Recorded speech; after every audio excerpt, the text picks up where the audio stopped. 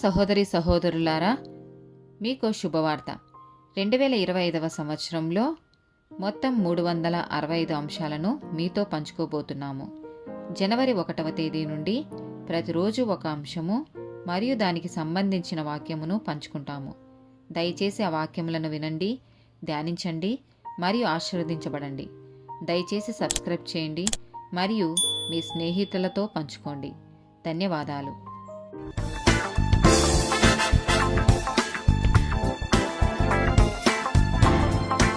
179th day topic భర్త.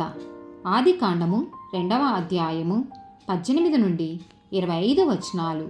మరియు దేవుడైన యెహోవా, నరుడు ఒంటరిగా నుండుట మంచిది కాదు, వానికి సాటి అయిన సహాయమును వాని కొరకు చేయుదననుకొనెను.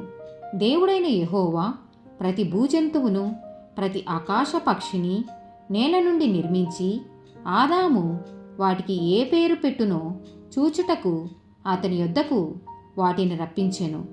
జీవము గల ప్రతిదానికి ఆదాము ఏ పేరు పెట్టెనో ఆ పేరు దానికి కలిగెను. అప్పుడు ఆదాము సమస్త పశువులకును, ఆకాశ పక్షులకును, సమస్త భూజంతువులకును పేరులు పెట్టెను. అయినను ఆదామునకు సాటి అయిన సహాయము అతనికి లేకపోయెను.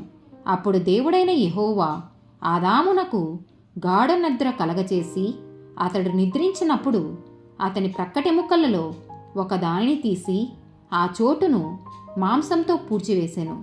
తరువాత దేవుడైన యెహోవా తాను ఆదాము నుండి తీసిన ప్రక్కటెముకను స్త్రీనిగా నిర్మించి ఆమెను ఆదాము వద్దకు తీసుకొని వచ్చెను.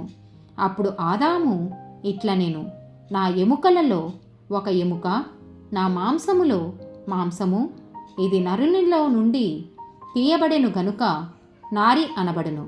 కాబట్టి పురుషుడు తన తండ్రిని తన తల్లిని విడిచి తన భార్యను హత్తుకొనును, వారు ఏక శరీరమై యుందురు.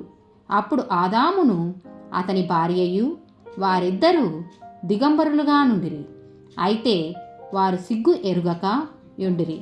ఎఫెసీలకు రాసిన పత్రిక 5వ అధ్యాయము 23-25 వచనాలు. క్రీస్తు సంగమునకు శిరస్సైయున్నలాగున పురుషుడు భార్యకు శిరస్సైయున్నాడు. క్రీస్తే శరీరమునకు రక్షకుడై ఉన్నాడు. పురుషులారా, మీరును మీ భార్యలను ప్రేమించుడి, అటువలే క్రీస్తు కూడా సంగమును ప్రేమించి. కొలస్సీలకు రాసిన పత్రిక 3వ అధ్యాయము 19వ వచనము. భర్తలారా, మీ భార్యలను ప్రేమించుడి, వారిని నిష్ఠూర పెట్టకుడి. మొదటి పేతురు రాసిన పత్రిక 3వ అధ్యాయము 7వ వచనము. అటువలనే పురుషులారా, జీవమను కృపావరములో మీ భార్యలు మీతో పాలివారై ఉన్నారని ఎరిగి ఎక్కువ బలహీనమైన ఘటమని భార్యను సన్మానించి మీ ప్రార్థనలకు అభ్యంతరము కలుగక. ఎఫెసీలకు రాసిన పత్రిక 5వ అధ్యాయము 28-29 వచనాలు. అటువలనే పురుషులు కూడా తమ సొంత శరీరములను వలె తమ భార్యలను ప్రేమింపబద్దులయ్యున్నారు. తన భార్యను ప్రేమించువాడు తన్ను ప్రేమించుకొనుచున్నాడు. తన శరీరమును ద్వేషించిన వాడెవడునూ లేడుగాని ప్రతివాడును దాని పోషించి సంరక్షించుకొనును. ఆమేన్.